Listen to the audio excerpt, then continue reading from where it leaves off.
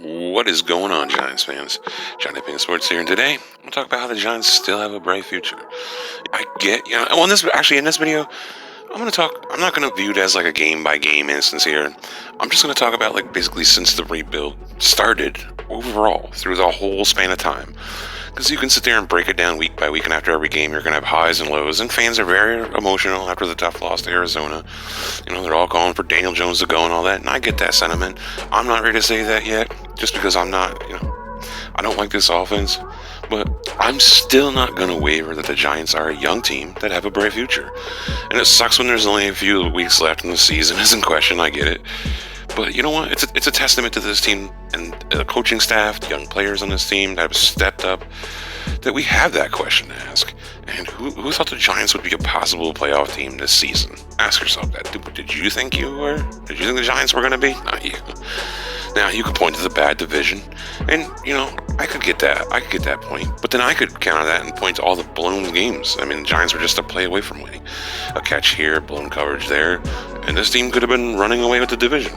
Now, that didn't happen, and it sucks, but it shows you that we're right there. And as the season goes on, I'm seeing where the team needs help, and I imagine we all are. So in my opinion, the Giants are a wide receiver, possibly tight end. I'm not completely sold on Ingram. Makes horrible mistakes. Edge rusher, corner, and with the free agent and the draft coming up, it's not crazy to think we can fill all those positions. So I think we got the right head coach, the right defensive coordinator. Now, if you've been listening to my channel, you know I'm not a fan of Jason Garrett. I don't want to harp on him too much, aggravate all of you. But at this point, I wouldn't understand bringing him back. I get the argument about the continuity, but what good is continuity on a bad offense? That's just what I gotta say. Every year we have a team bring in a whole new coaching staff, and the offense takes a huge leap. I mean, the Browns are a good example from this season. So, Giants was like the 18th ranked offense, 19th, whatever, in 2019. They're 31st right now. It's the same team, same receivers, pretty much. And you could say Saquon, but I mean, the O-line has actually improved this season. Outside the first 4 games, obviously. I mean, you can say that about everything this year. And the Giants have actually, even without Saquon, run better because the offensive line's been better. And at this point, I got nowhere else to point my finger. I think the team should bring in a new OC who runs a modern offense, and let's focus on finishing up this offense. The O-line should improve next season with, proper off-season, and we all know that the longer an O-line plays together, the better they'll just gel, the better they'll play. And the good thing, is all these guys on the line are young, really young. Zeitler will probably most likely be a cap casualty, and Hernandez will take over right guard. Maybe the Giants draft another guard in the draft. I wouldn't mind that at all. So I think the offense is almost there. I'm not a fan of the system right now. I don't think it allows the wide receivers to get open, and it's just predictable. But bring in a whole new offense, bring in a West Coast guy, because we saw Pat Shurmur. Daniel Jones was thriving.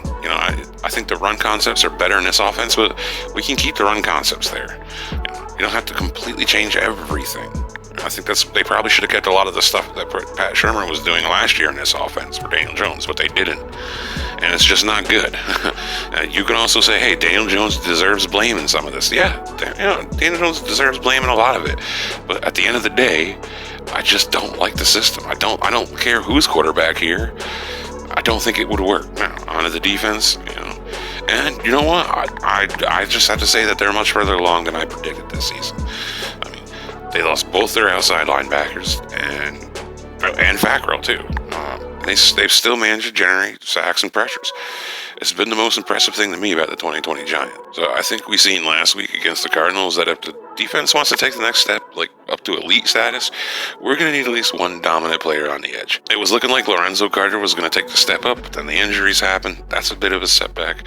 But I think you bring Lorenzo Carter back, you bring the other guys back healthy, get another edge guy early in the draft, or get somebody, top tier pass rusher in free agency, and, this defense could take the next step up. You're going to need a great edge guy, especially when you get into these games with these really good quarterbacks. It makes a difference, And also, the loss of DeAndre Baker was a loss, but Graham's held it together. I mean, throughout the season, maybe with sticks and glue, but it's been competent. Another quality corner would be huge for the defense. Brian Berry's turned out to be as good of a signing, in the last, 10, 15 years. And it's looking like Darnay Holmes is going to be okay in the slot. He's improved over the last few games. Obviously, he's hurt, rest of the Cardinals, but he's gotten better and better and better throughout this season. Now, Yadam has improved greatly too, and I'm proud of the kid, but I would like an upgrade, and it would be, I think, invaluable to have Yadam as a depth piece. The Giants defense has played valiantly with the circumstances this year, and it's just, and not with a so perfect roster. And Patrick Graham has been masterful with some of the zones he's designed, but having to run zone as much as the Giants have will only get you so far. That's just the truth. That's just the fact of the matter. And the defense needs to get to a point where it can play, man coverage more often. And with this roster, we just can't. We just don't have the corners to do it. We've seen what happens when we do. It's not good. But I think the foundation is here for both sides, offense and defense. And each side is just a few pieces away. The only fears that I have is Mara fires Gettleman or something and forces Joe Judge to keep Garrett. I worry about ownership. That's, they've been a problem here for years now, since they moved on from Coughlin and bumped up McAdoo. It's just been bad decision after bad decision. I want ownership to give Gettleman one more year to finish this rebuild, because I think it takes 3 years. Listen, the team is young. They have talent. Let's be patient and let it build. The Giants have a bright future.